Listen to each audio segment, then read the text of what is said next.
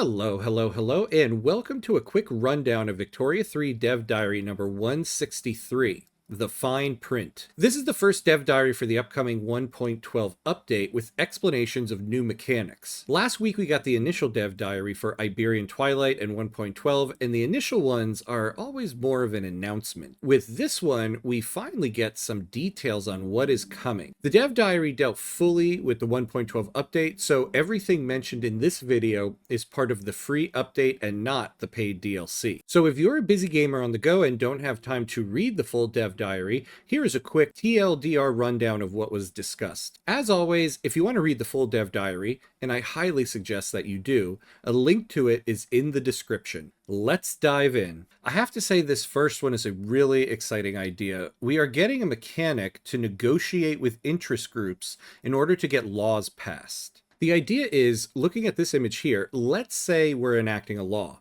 Let's go with autocracy, as was in the previous image. You can see here the armed forces are indifferent to it. If we can get them to support the law, it'll add 15.5% success chance to the enactment. We can give them certain promises that will get them to approve of the law and get that added success chance. You can see here there's a new mechanic called amenability. And in the example, the amenability of the armed forces is at 96. Collaborative. In the tooltip for the armed forces amenability, we see the breakdown. This will measure how willing an interest group is to negotiate with you. As always, there's a base value and then various other factors. As you can see, certain laws will add to it. So we're getting +5 because we have the law censorship enacted. Interestingly, the dev diary mentions that in general, you'll get a big boost to amenability if an interest group thinks, even with their support, the law won't really pass anyway. They provided the breakdown for the levels of amenability.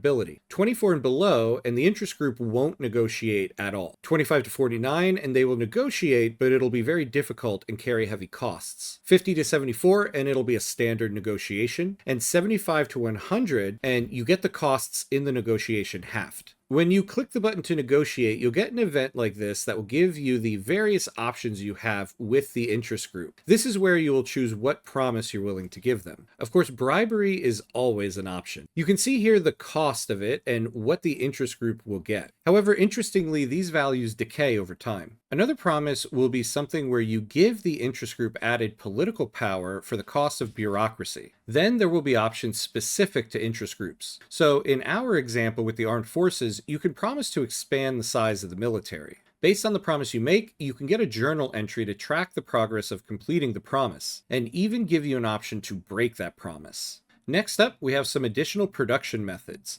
However, this was a very interesting section in that the added production methods are part of an expansion to the slavery system. They want to incorporate a mechanic that will recognize the exploitation and violent nature of slavery during the time, along with adding the lingering effects of slavery after it was banned. You can see here some new images in the production methods. Now all plantations will have these added production methods, and you can see the effects they have. You can get a boost to production in the plantations, but it comes with a heavy cost. A loss to standard of living for the employees along with heavy levels of mortality. You can see here there are different levels of added production based on the building. I also should mention, since I realize I rarely mention it and every dev diary does, the values in these images aren't final. They're subject to change for reasons of balancing. These added production methods will make it more advantageous to release colonies as subjects instead of outright owning them. The added production from the plantations will give the landowners more power and will make them fight banning slavery even more. So releasing a colony as a subject will keep the added landowner power contained to the subject and not your main IG. Also, the laws slave trade and legacy slavery now come with a -25% and -10% malice to influence in order to represent the diplomatic expense of engaging in the practice. Along those lines, there are now opportunities for slaves in a country to revolt. You can see in the tooltip the factors that will add to it,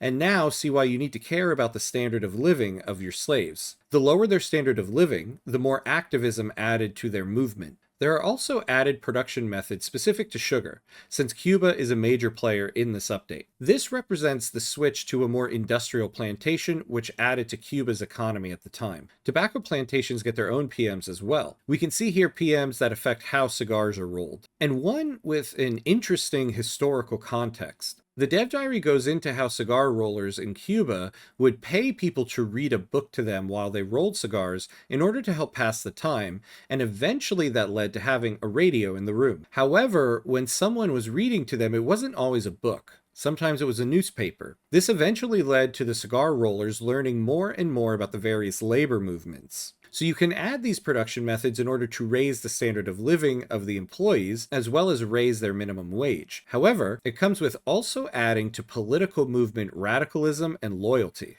Next, we have law amendments. This is in the same vein as law variants, but different in an important way. With law variants, you have an entirely new law based on the generic one. With law amendments, you now have the ability to add to a law during the enactment process. So let's say you're trying to pass tenant farmers. You might get this journal entry we've seen before. However, now you can add the amendment's state redemption payments to the law in order to lower the landowner's disapproval of the law. So if the law passes, you will still get the same effects of the law tenant farmers, but added on top of that, you will get +5 to the standard of living for aristocrats employed in manor houses, as well as an addition to the land tax. They've added a bunch of amendments to various laws, some specific to certain countries, so it'll be something fun to look for once the update comes out. Next will be a system of regencies. When your monarch is a child, you will now have someone who rules in their stead until the child comes of age. For example, Spain will now have a regency at game start.